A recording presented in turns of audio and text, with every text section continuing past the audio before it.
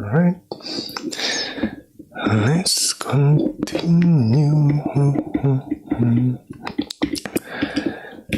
Let me open the table of content first. Okay, I did try out the homework simulation and let's try out the homework code.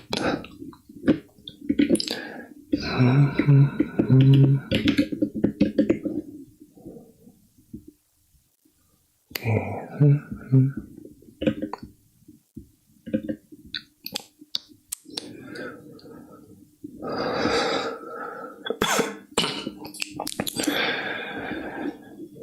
You have to gain some familiarity with the process management API about which you just read. Don't worry, it's even more fun than it sounds. You will in general be much better off if you find as much time as you can to write some code. So why not start now? Okay. Let me open terminal. Okay.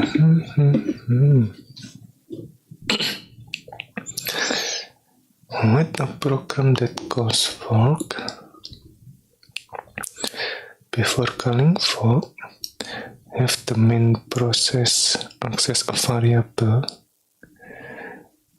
and set its value to something. Okay.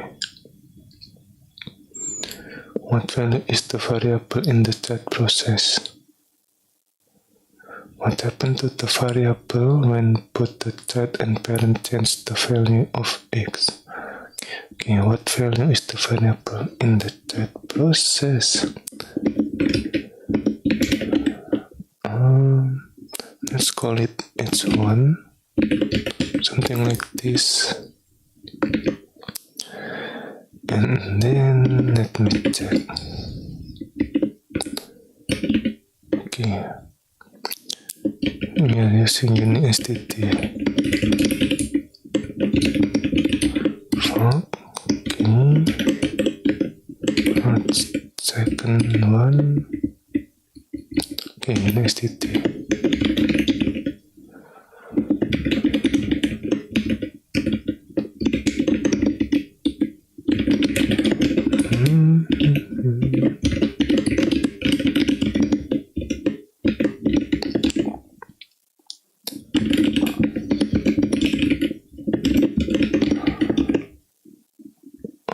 Okay,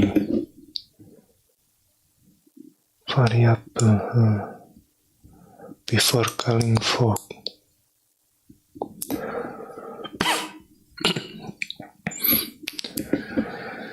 Okay, let's call it nice, and then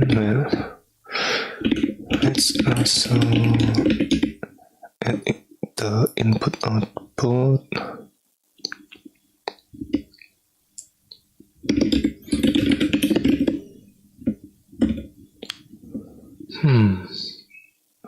Should we use the input output, the printf, or just use the GTP?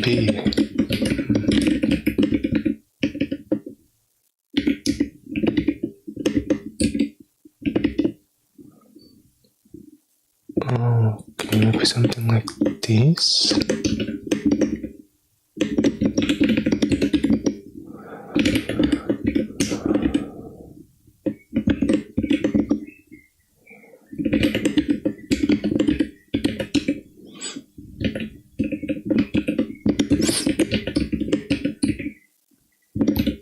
And use okay.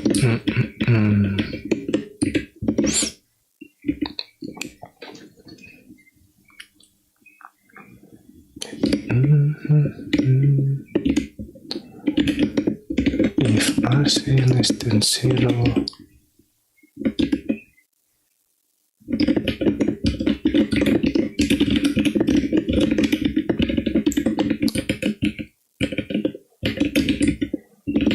fork fail. will do this.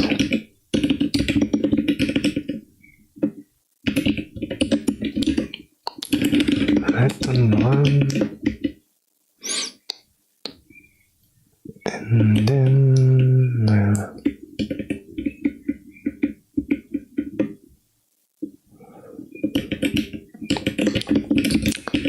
else if x equals 0,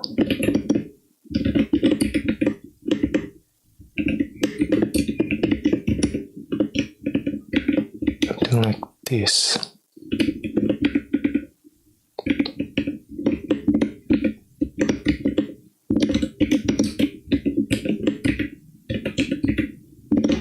Okay, chapter S1.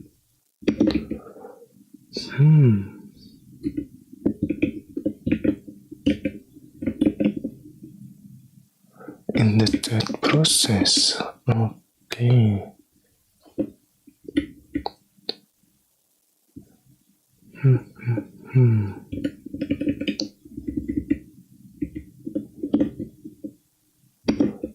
Oh, wait a minute.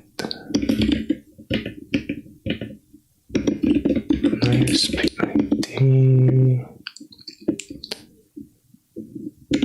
If I remember correctly, PID is integer, I guess.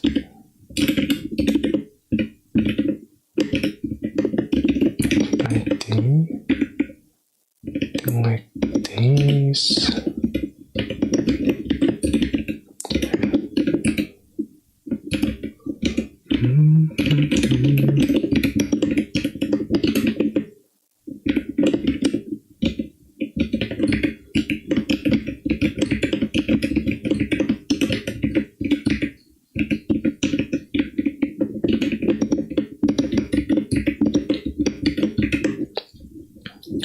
Okay, this is the parent and this is the, what is it called? The third process from the PID, process ID. Okay.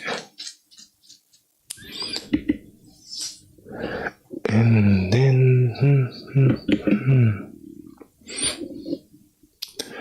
what happened to the variable when put the child and parent change the value of x?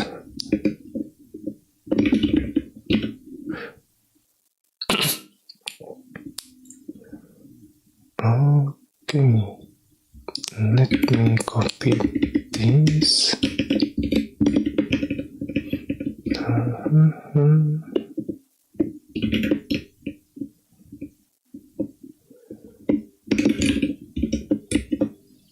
And then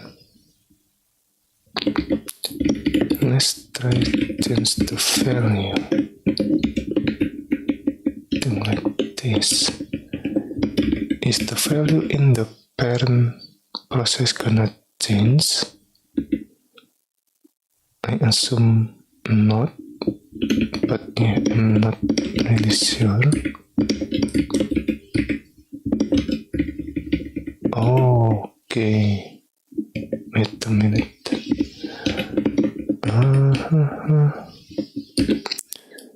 Maybe I should use wait too.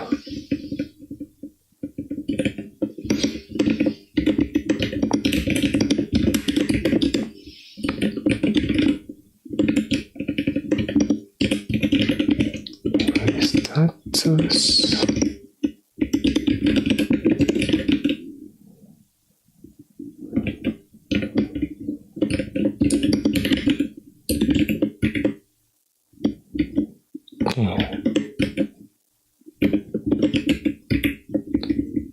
Second section.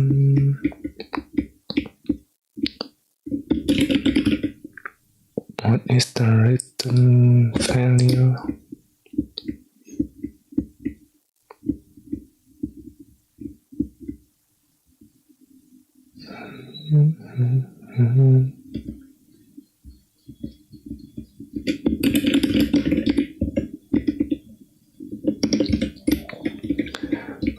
process return to process ID of the child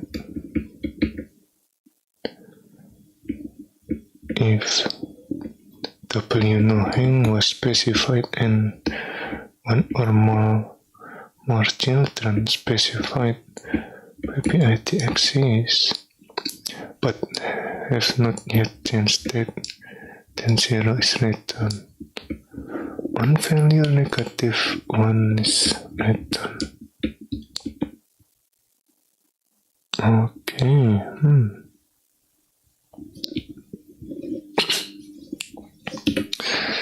Zero return.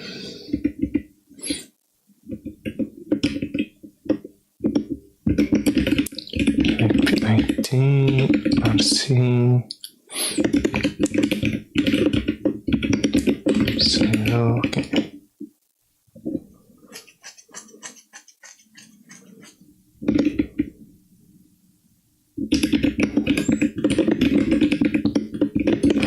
Weight less than 1.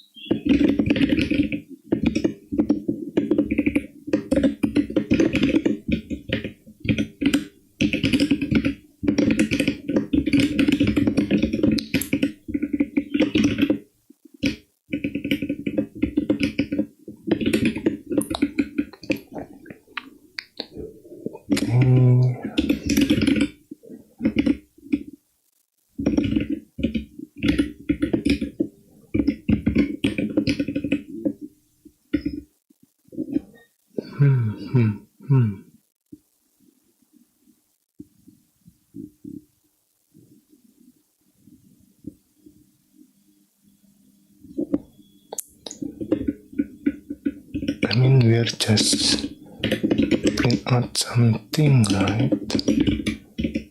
Maybe we don't need this one. Just use null.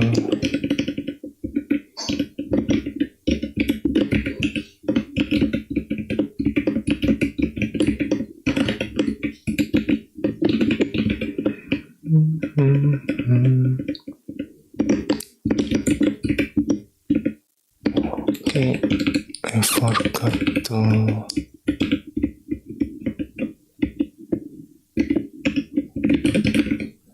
see something like this. Okay.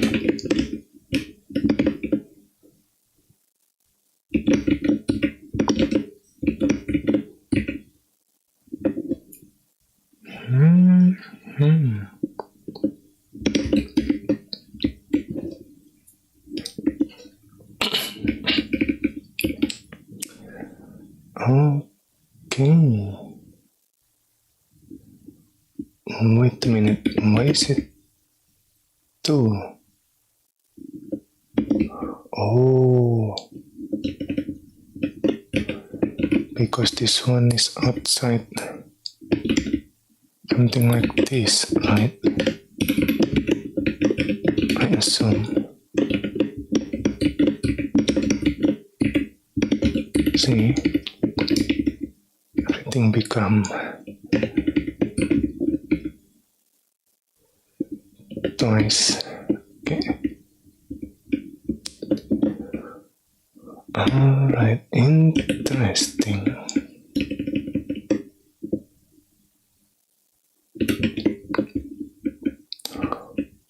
Oh, okay.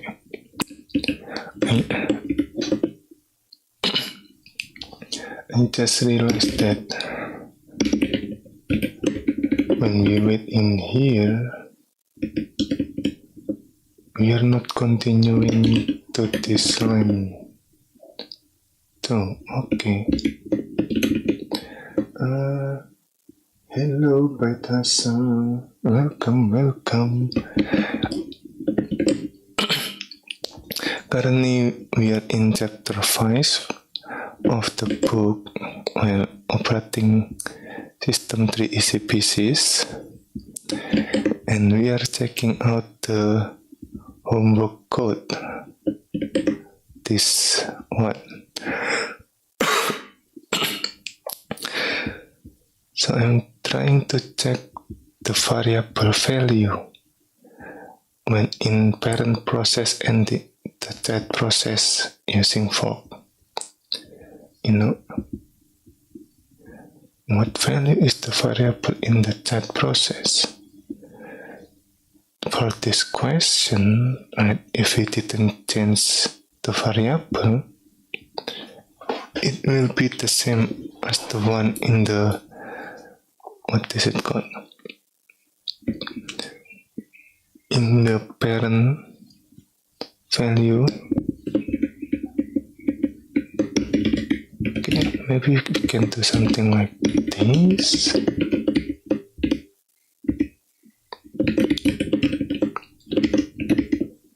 So the first one will be, what is it called? Similar to the parent value, and then when we change this, it will change in the child only, if I understand correctly. Right, this is the child, the process ID of the child. The first value is 69 and the second value is 42. But in the parent process, what is it called? The value is still 69. So when we change the value in the child process, it did not affect the parent process. Some kind of isolation, something like that. Let me put a comment here. Looks like when we change value in the child process,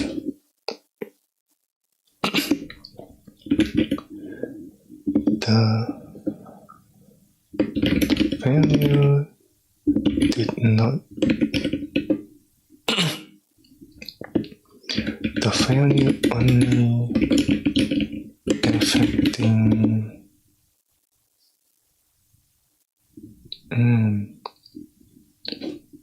how do I explain this?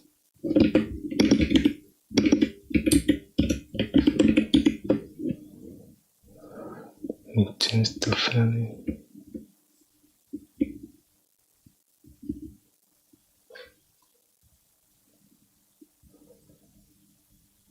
The value only change in the child process. Something like that.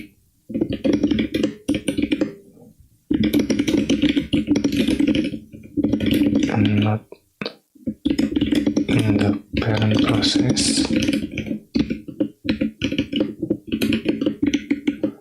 Maybe something like that.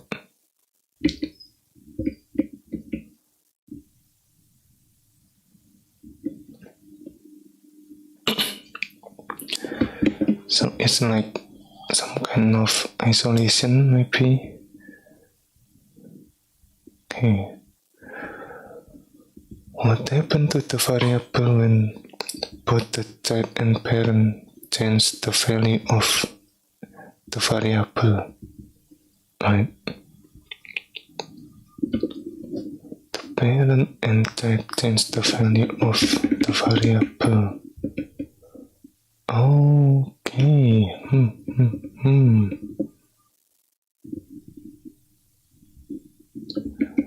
I mean,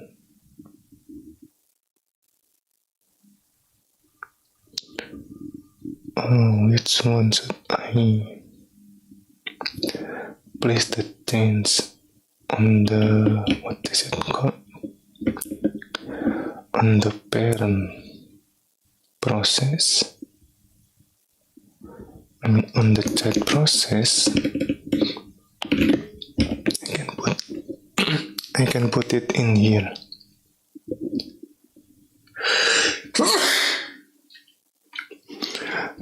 Excuse me.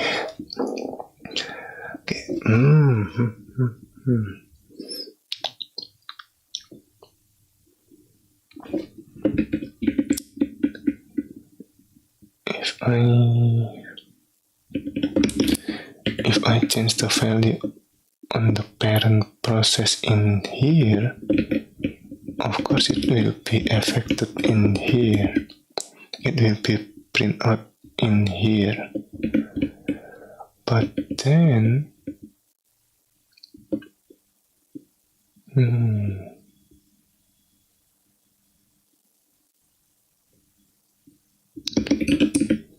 okay.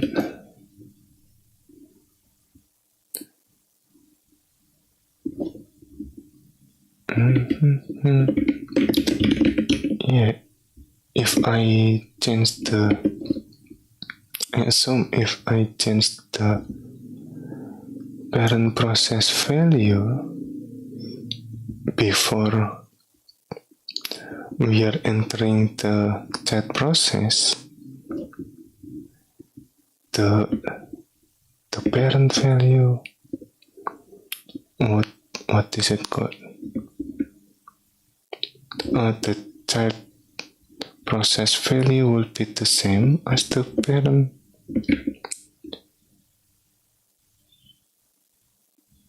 value. Okay, let me try. I assume this will change before we enter the chat process. But I might be wrong. Okay. This is the, what is it called? The parent process. So it is not affecting the chat process because we are in this condition, right? Now, if I put this in here, for example, after the fork, okay, I assume it will also reflect in the child process. What happened to the variable when put the child and parent change the value of x?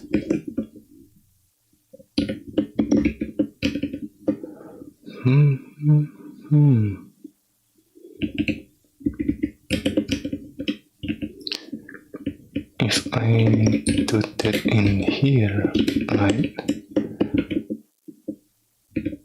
I think put the parent and the, what is it called?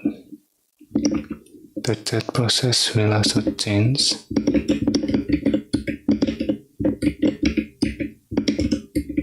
Okay.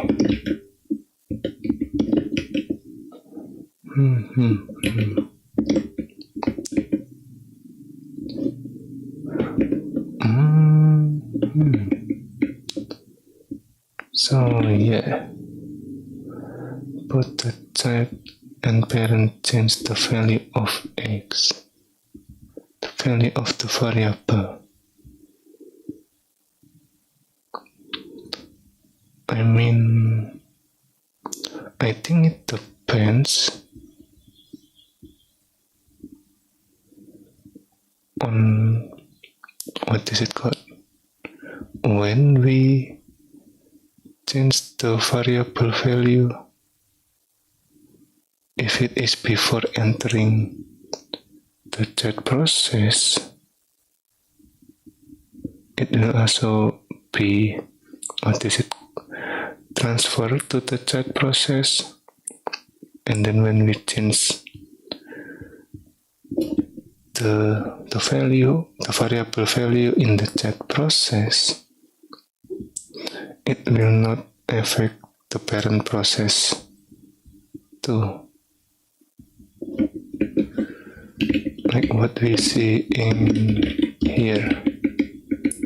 We change the value in the, what is it called?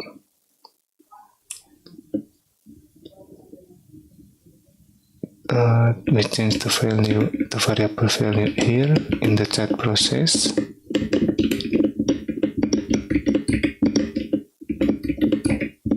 But it did not affect the parent process. And if we, let's say, change the value like this in the parent process that did not affect the chat process, like in this condition, right?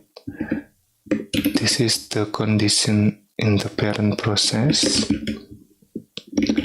I mean, this one is when the fork fail in the parent process, and when the RC equals 0, it means we are in the child process. So this condition is for the child process, and this one is for the parent process, if I understand correctly. So okay, the child process changed and the parent process also changed, but we did not affect each other process.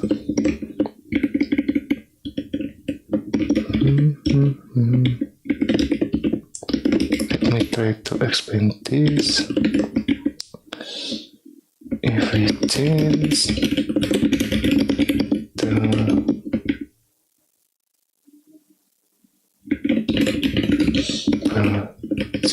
value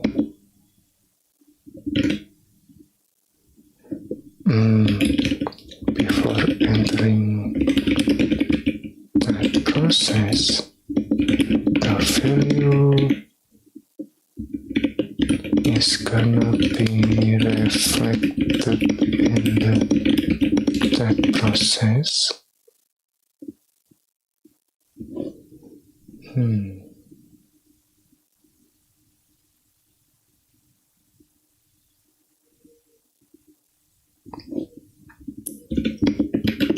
But if we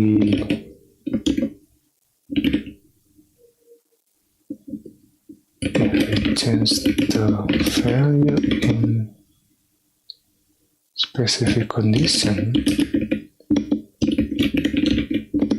like only in the parent process,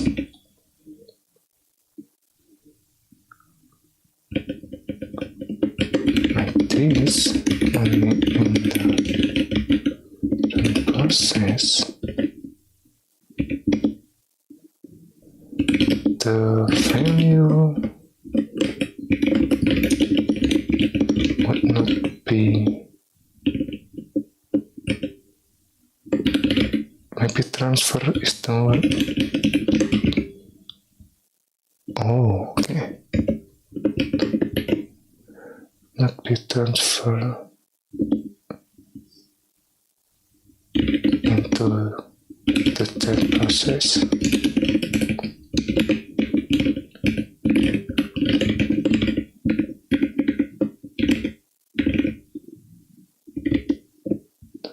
That process.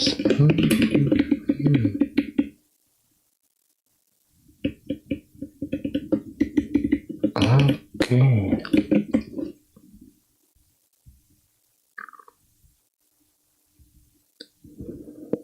I'm kind of curious how to use GTP for that.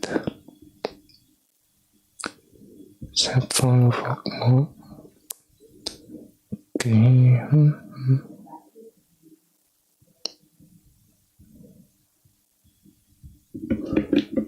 Let me. What is it called? GTP comment, something like this. Set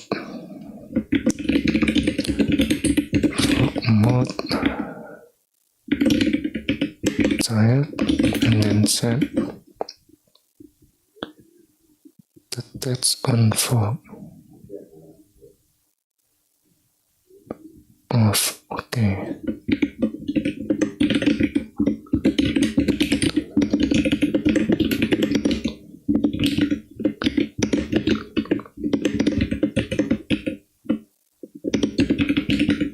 GTP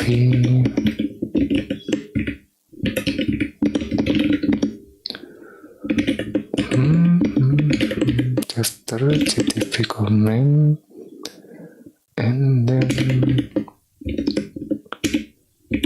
it's one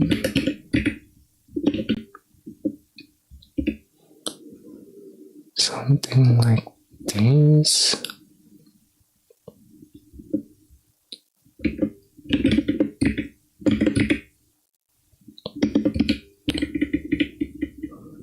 Okay.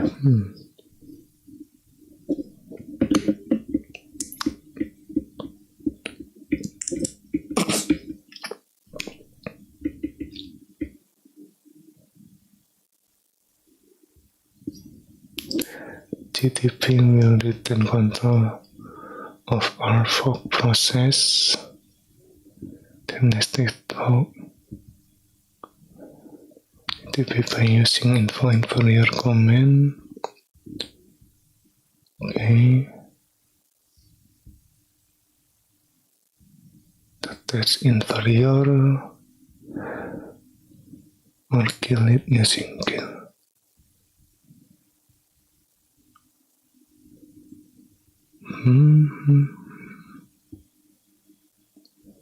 On main, the breakpoint will also be set on the chat process main.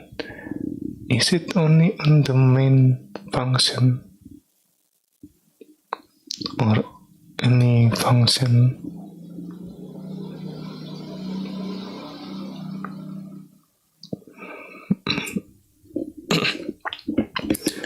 Maybe let's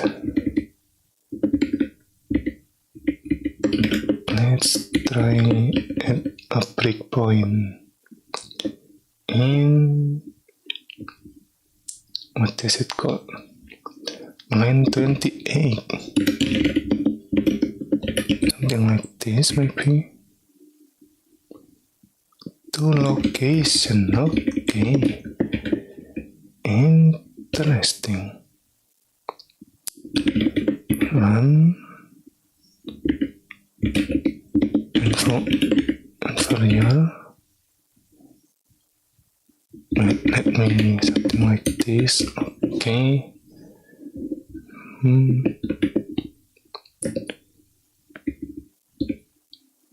So I'm assuming we are in the chat process at the moment, and this is the parent process, but again, what is this process?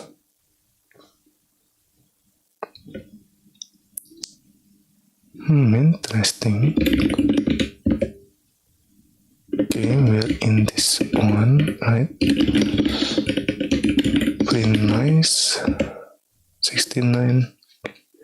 If I use next, become 42. Okay.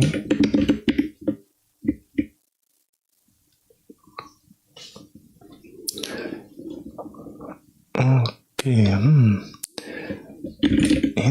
Inferior. Where is it? Yeah, trying to change to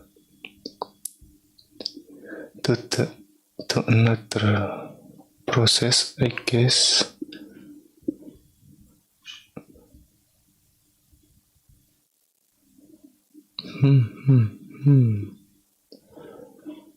Oh, this one using inferior command. Let me check this. Okay, let me copy this in the chat in case anyone wants to take a look.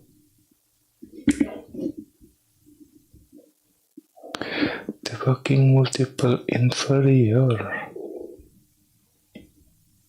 Okay. Right.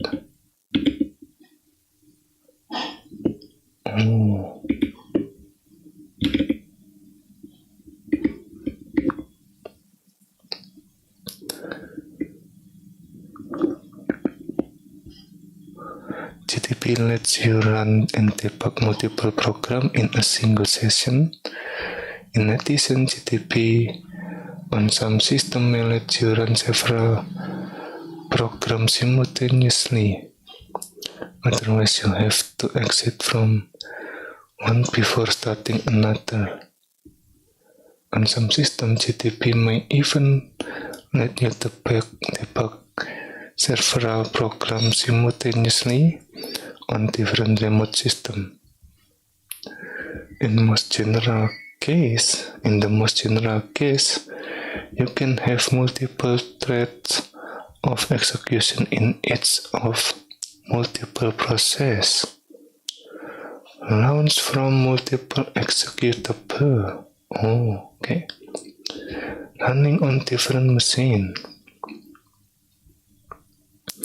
GTP represents the state of each program execution with an object called an inferior. Okay. An inferior typically corresponds to a process but is more general and applies also to targets that do not have process. Inferiors may be created before a process runs and may be retained after a process exits. We can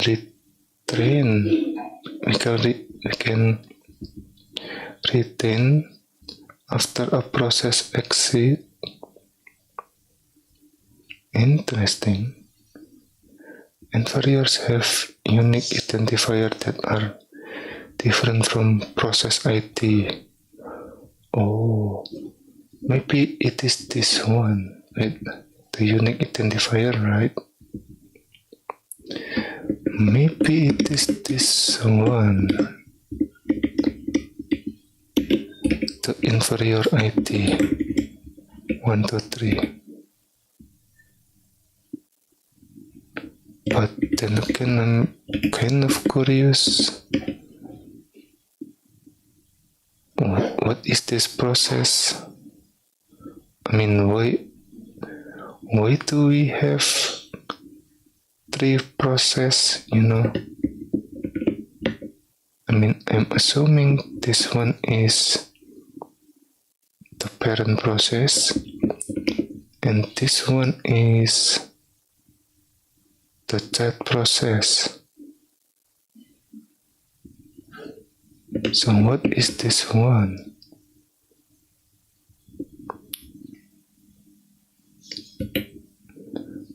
Let's take a look at inferior second. Okay, in the fork. Let me check where I am. Insufficient debug info. If I print nice, no debug info. Okay. So what is that?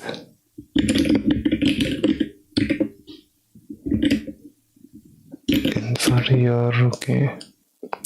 1 example. Do we have enough debug? No. So what is this process? If we didn't have debug info,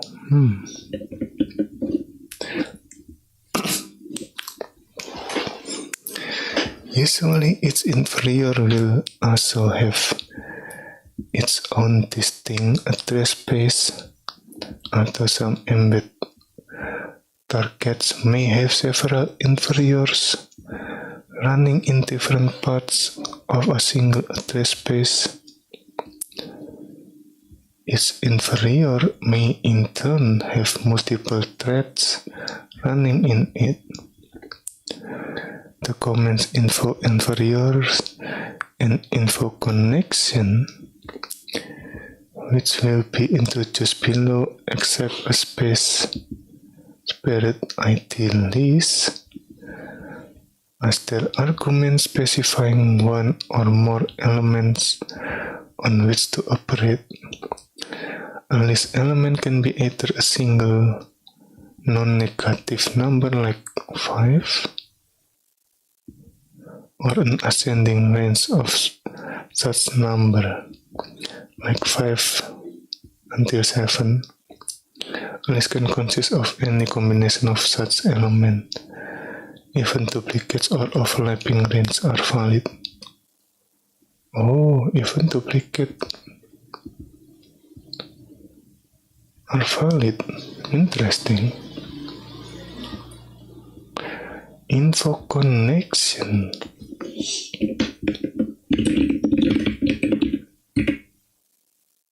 Native.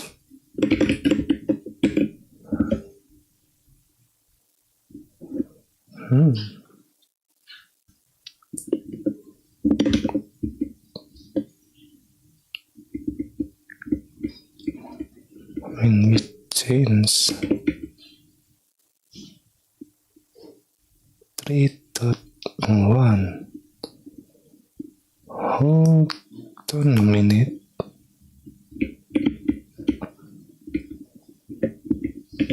Thread 1.1 and then this one 3.1. What is that means?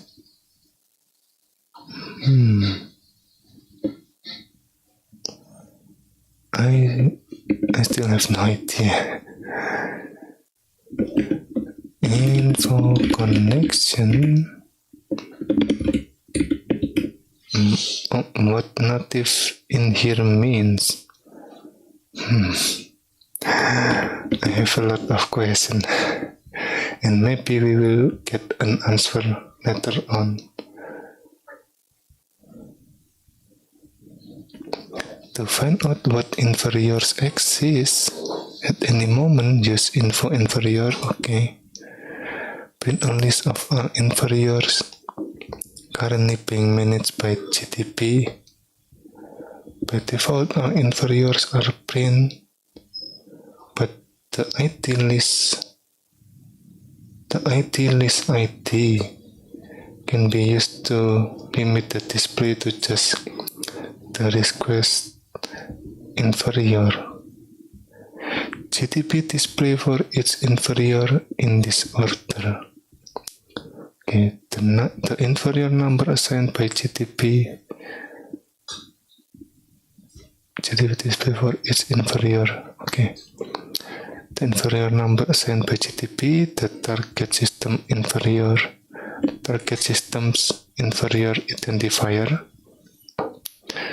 The target connection the inferior is bound to, including the unique connection number assigned by GTP and the protocol used by the connection. Unique connection number assigned by GTP and the protocol used by the connection. The name of the executable the inferior is running. Okay, let me check. Okay, so this is the first one, inferior number. Okay, something like this. This is the first one, inferior number, target system inferior identifier. Target system inferior identifier, this one. Again, I'm still not sure about this one. What is this process? These two process, and then this one target connection the inferior is bound to, including the unique connection number assigned by GTP. Unique connection number assigned by GTP and the protocol used by the connection. I still have no idea what the connection in here means. I mean, like the unique connection number, I assume it is this one. The number in here, protocol used by the connection. Right, this is the protocol. And what the native protocol means, I'm still not sure. The name of the executable, okay. This is the name of the executable running with is, well, h1 in the current directory. But yeah, if we are running the same executable, then why when we move to the other inferior, like the first and second inferior, we don't have the debug info, you know. Example like this one, say we have some information about the instruction, right? But then when we do something like this, inferior to list dot insufficient debug info, what's going on? I'm still not sure. And it's also happened with inferior 1. Okay, this one is in the fog from libc set object, right? Is that why we don't have the debug info? Because we are in the set object of glibc. Yeah, I'm not sure. Inferior 3, okay.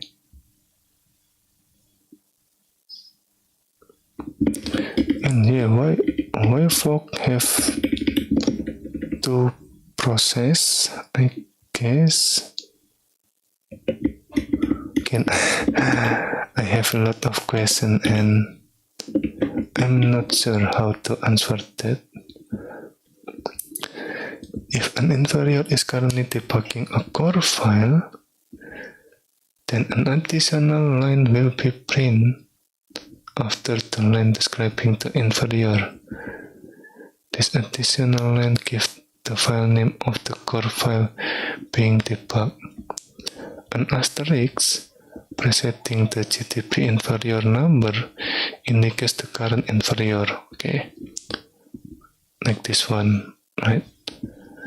This is the current inferior. Oh, this is another connection. Okay, interesting.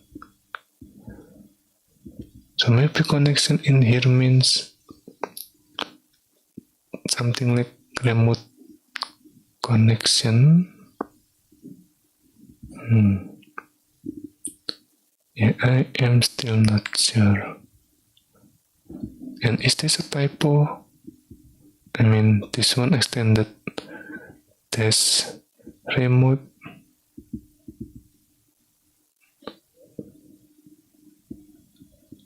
Okay. I think an additional inferior that is debugging a core file cause the additional core file name to be displayed. The additional inferior that is debugging a core file cause the additional core file length to be displayed. Okay, this one. To get information about the current inferior, use inferior.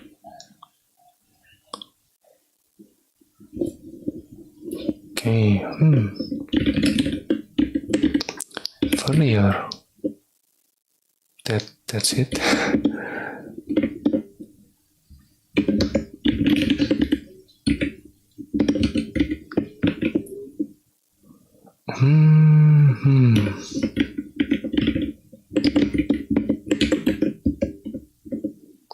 Okay.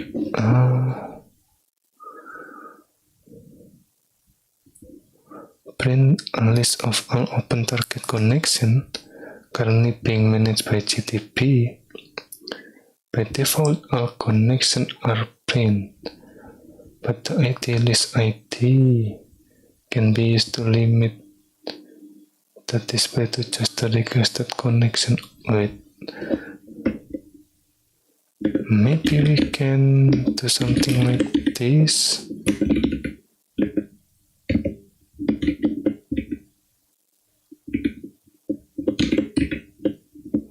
Must be number or variable. Then why there is triple dot?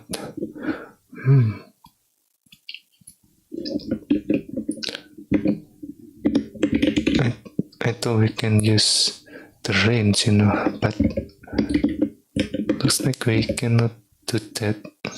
Okay. Number or variable. Let's see, set file. Something like not far. Sorry. How do we get GTP create variable?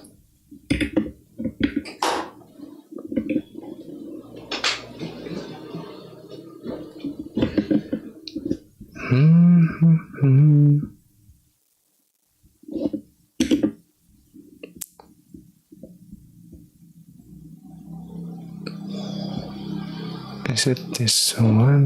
Let me check. I kind of forgot how to do that.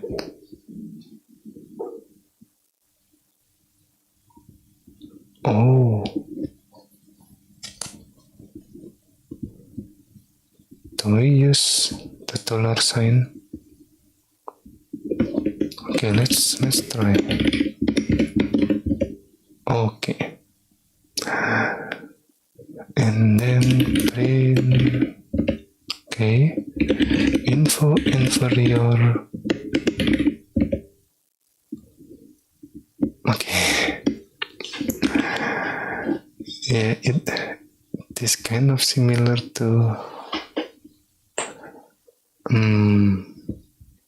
no, this is not similar to anything that I can think of, but well, it's interesting.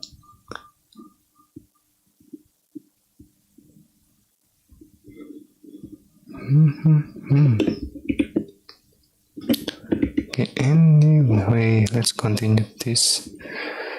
The connection number assigned by GTP, the protocol used by the connection, a textual description of the protocol used by the connection. Unset. Wait.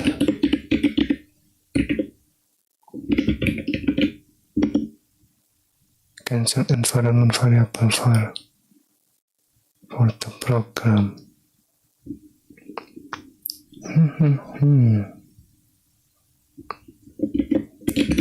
Help set.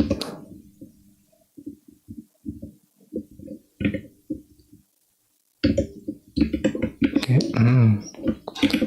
Info connection. The native process. Okay.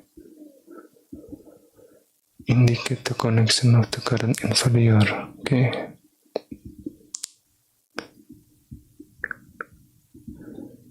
Yeah, I think there is a typo in here. Okay, if anyone watching this and know where to edit this documentation, they can contribute, I guess. It is in the chat. The documentation. Okay. To switch focus between inferiors, here's the inferior comment. Okay. Inferior number. Make inferior number is not current inferior. The argument if no is the inferior number assigned by GTP. Oh, my stomach is growling again. I need to get breakfast after this. As shown in the first field of the inferiors, okay, the debugger convenience variable contains the number of the current inferior. Oh, you might find this useful in writing breakpoint condition expression. Okay, let me check. Print underscore inferior. Oh, okay.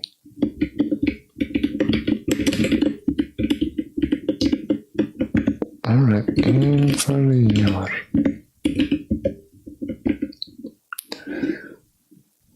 Convenience variable. Okay.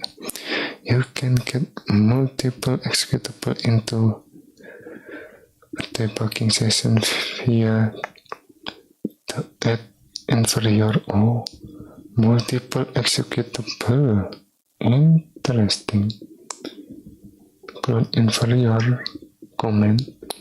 On some system, GTP can add inferior to the debug session automatically by following calls to fork and exec. To remove inferiors from the debugging session, we can use remove this inferior command.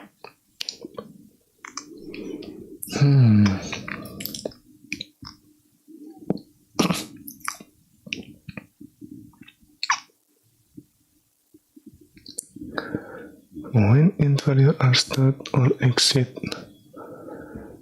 under GTP control.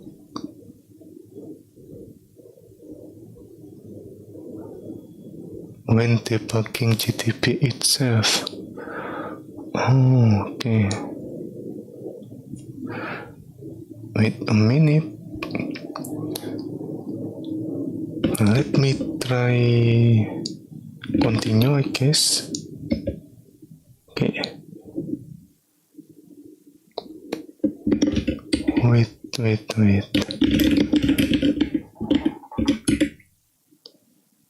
Okay, we already exit this one. I assume normally, and we print out the, what is it called? The chat process. Where is it? 42. So I think we already in this one.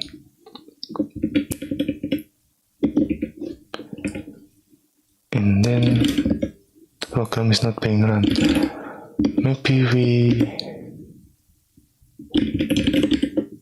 can change to inferior 2. Maybe. Oh.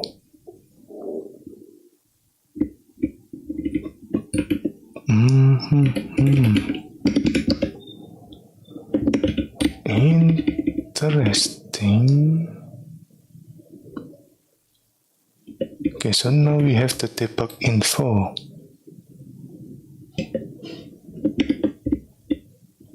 So maybe we don't have the debug info when we are in the glibc. Is that it?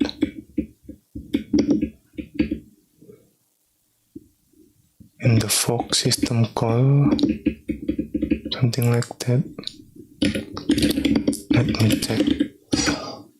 Okay, we have to exit this one too. And then what about this process? Oh, sorry.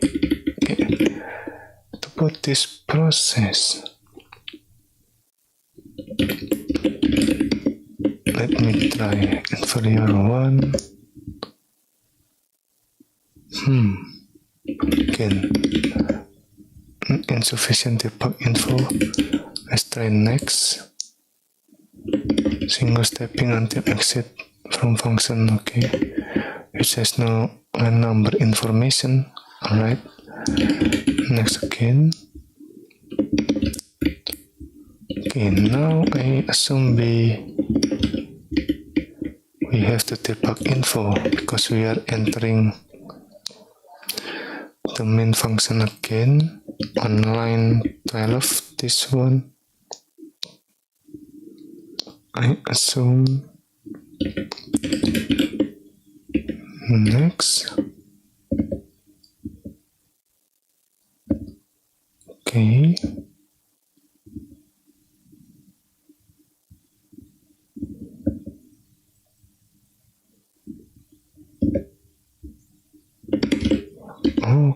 Okay. Print this out. And what about the previous one? Hold on a minute. Okay, we already print this one, right? 6942.0. So why am I printing this again? 33,625. Okay, why are we printing that 3 times? I kind of forgot. Let me check. See, it only supposed to be print out once. 6942.0. And the interesting part is that we printed out twice. In this process, right, 34583, and in the first inferior, in the 33,625. That is interesting. And I still have no idea what's going on.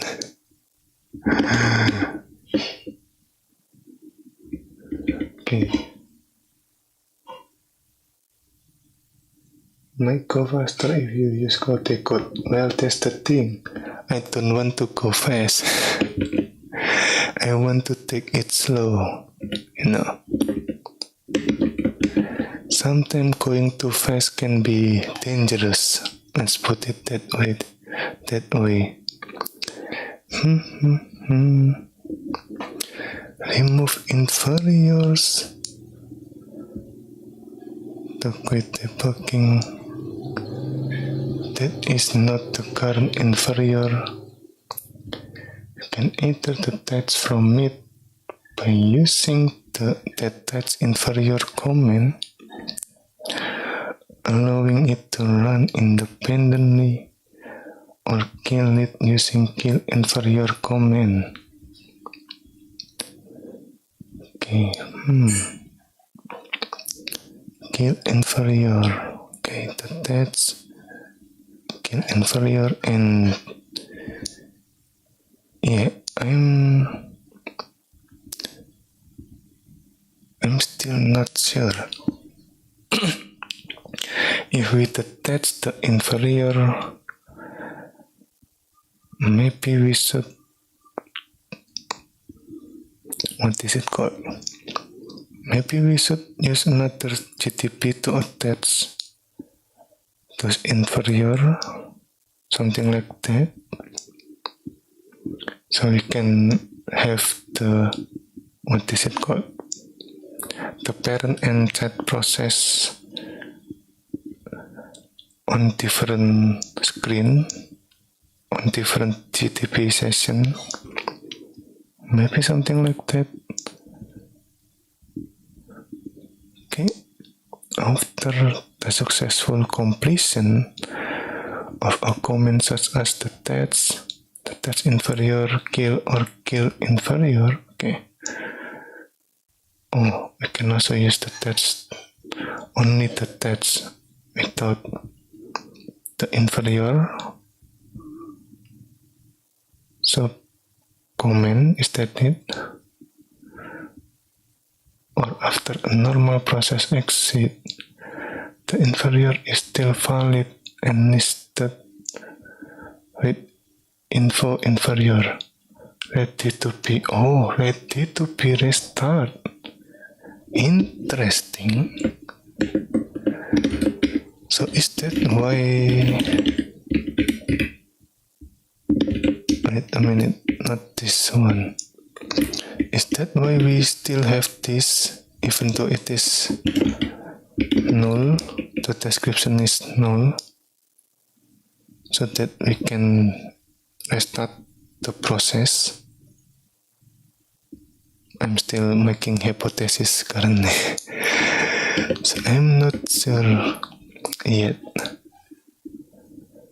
To be notified when inferior are start. Okay. Many comments will work the same with multiple programs as with a single program. Okay. Print my global. Simply display the value of my global in the current inferior. So print inferior even. Okay. Oh. Okay. So there is no test in here. Alright. Allow you to enable or disable printing of message when GTP notice that new inferior has start or that inferior have exit or have been detached. Okay. Occasionally, when debugging GTP itself, it may be useful to get more info about the relationship of inferior program and address space in a debug session. You can do that with the Menti comment. Oh, I assume Menti is the maintenance, stand for maintenance. Okay, see, maintenance subcomment, not the main, as in main function or something like that. Okay. Info program space. Print a list of all program space currently being managed by GTP. GTP display for each program space in this order. The program space number assigned by GTP, the name of executable loaded into the program space. With example, the file comment. Oh, okay, let me try. Program space. Okay, the 81.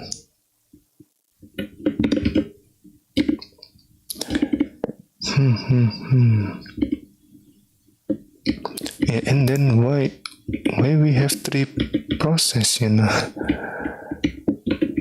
like this one. That's what make me confused. Even though it should only be, I guess, two process, right? This one and this one. So why is there the third process? Okay.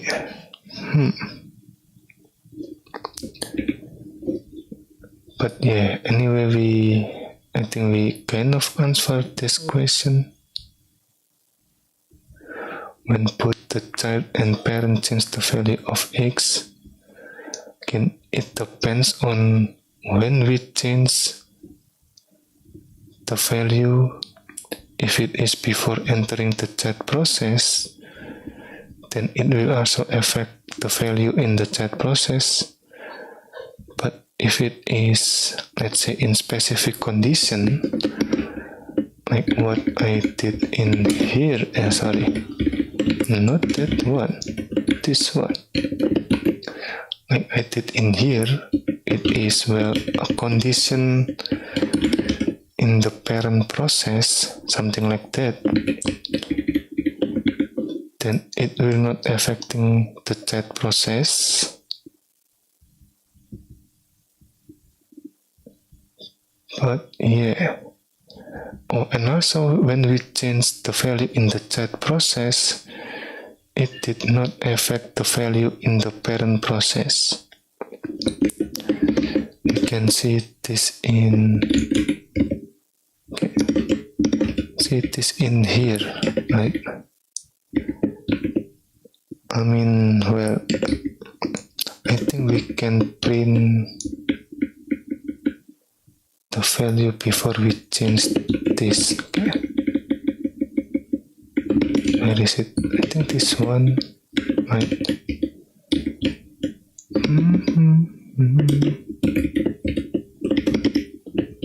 Something like this. Before we change the value, then again compiling.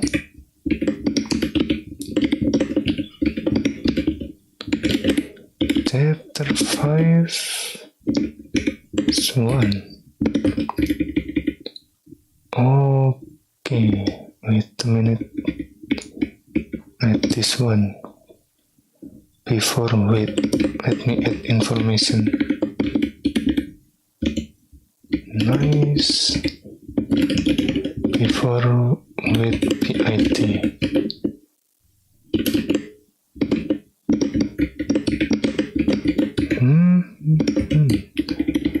Before with PIT, right? Still the same. Oh, you know what? No.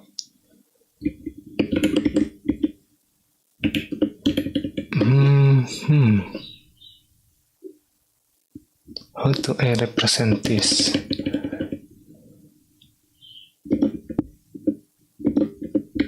I mean, everything in here, right?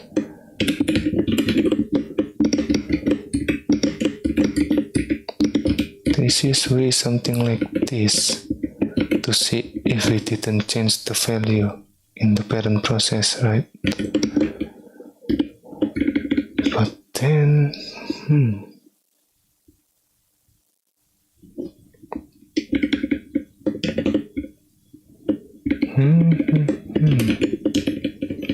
if we do it like this,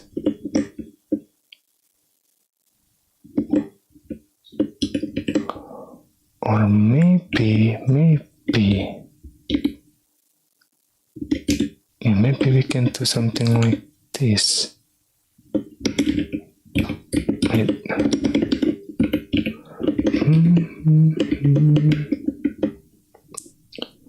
Okay, and now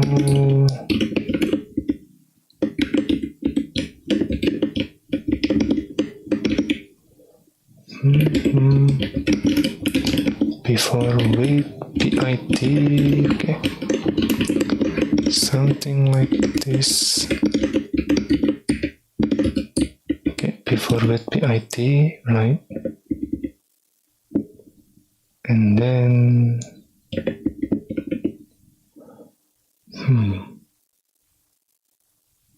I mean, if we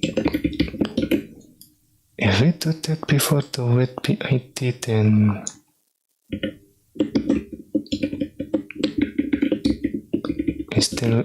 we still haven't entered the, what is it called? The chat process, I guess. It's not really that big deal. Maybe something like this. So after we enter the chat process, we print the value to show that it did not get changed during the chat process.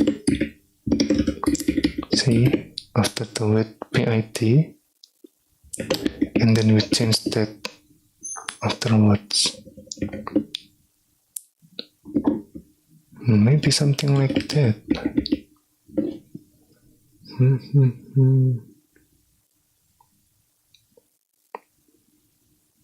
If we change the value in specific condition like this, only in the parent process. But yeah.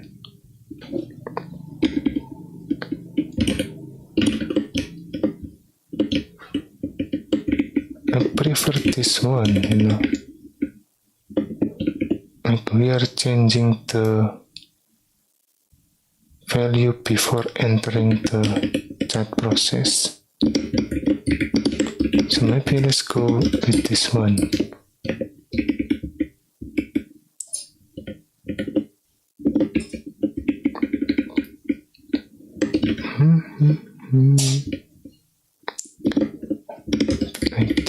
Okay. Print this out in here.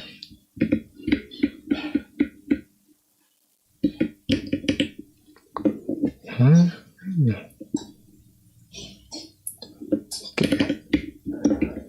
Alright, let me. Oh, so I did this late. Okay.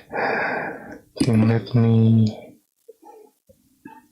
commit this.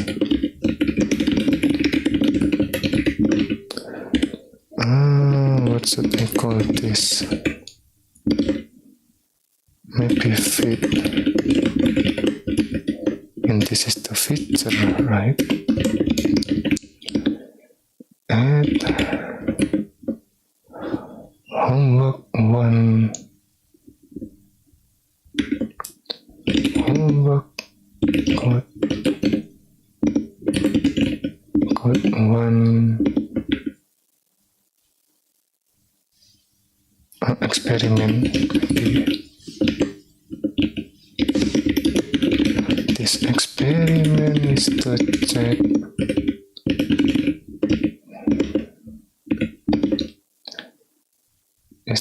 whether the variable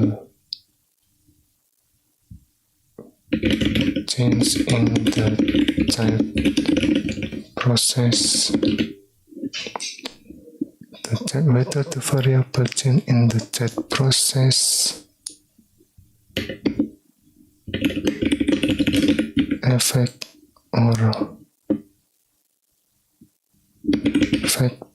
the variable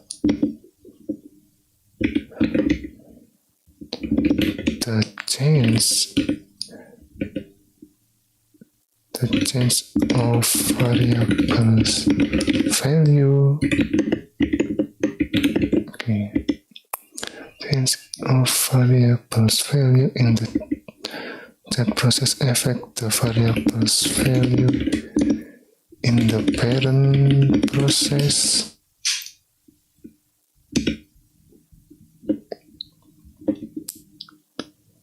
And it turns out that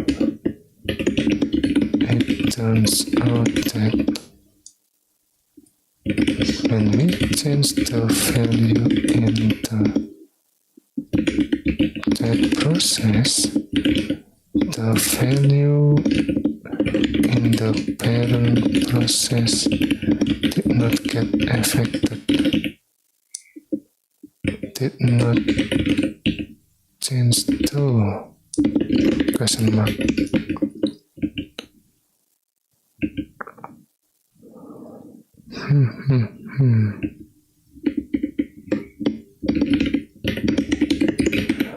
Maybe there is a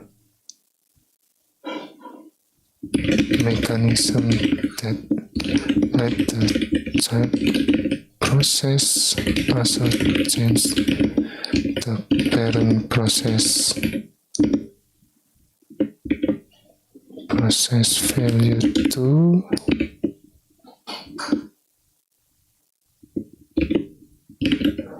let's see how it goes.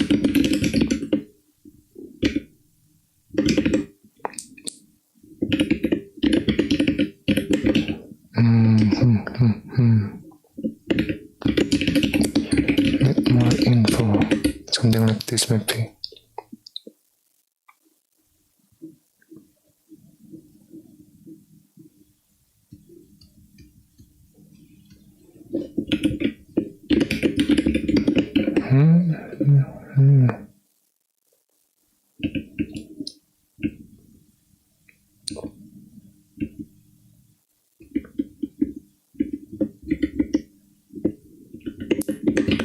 Alright, I think that's it for now. We will continue this on the next session, the second homework question. Okay, that's it for now. Thank you for watching and see you next time. Bye bye.